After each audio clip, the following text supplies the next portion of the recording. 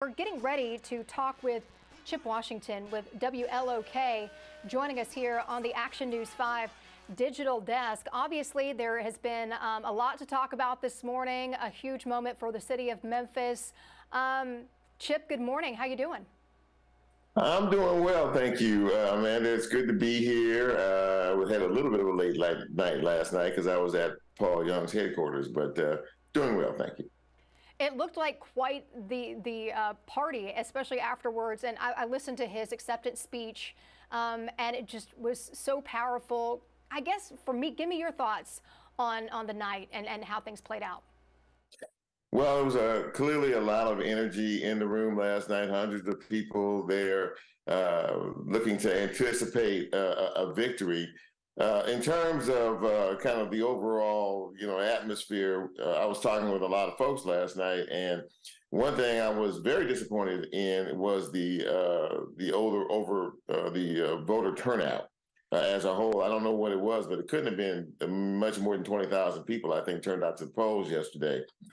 We knew it was going to be a close race. The four individuals that we had talked about prior to Election Day, Young and Harrington and Bonner and Van Turner, were all in the mix. But when Paul won, the word came down that he won absentee and early voting. I thought to myself at that particular point in time, the race was over, and not too long after that, the race was over. And, there was talk about Sheriff Floyd Bonner conceding early. Did that surprise you at all? Well, yeah, it did.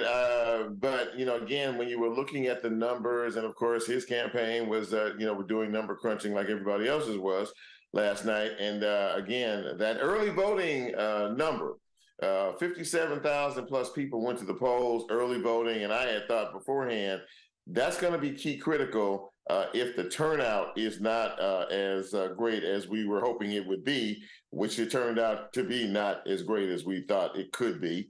That was going to be the key to this race. But what was interesting, Amanda, is that, while, you all have been talking to a lot of folks beforehand, and even this morning, I was talking to a lot of people as well. And not one person that I knew in this town who was politically associated could tell you who the winner was going to be. Paul won by 28% last night. It was a very close race, though.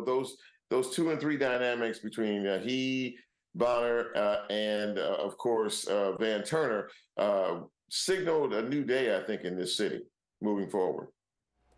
It definitely was an interesting one, and like you mentioned, between those four, it was very close. I had some thoughts. Would love to get your insight. Former Mayor Willie Harrington really didn't participate in any of these debates, forums. Do you feel like that hurt him some as far as what ended up happening last night?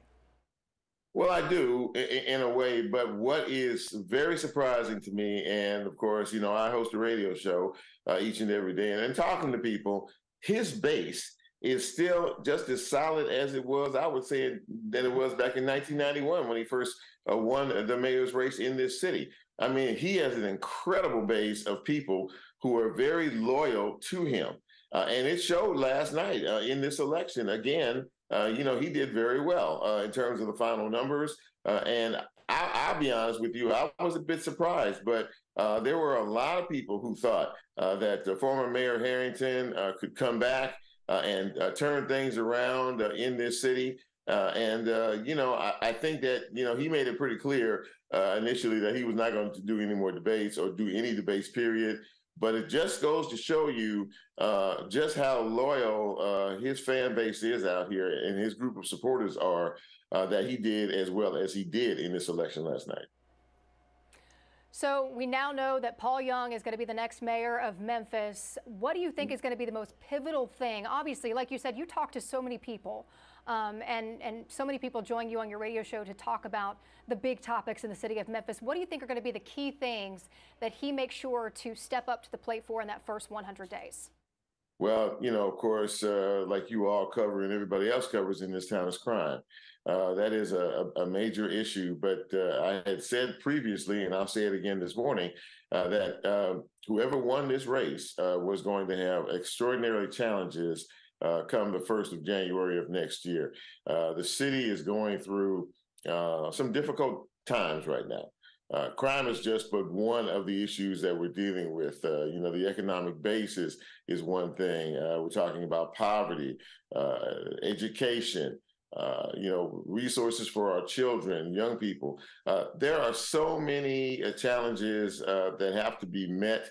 But a smart CEO surrounds himself or herself with smart people. Paul's a smart guy. And I think that he will bring people in his administration that are going to be dedicated and focused on taking these problems down one at a time.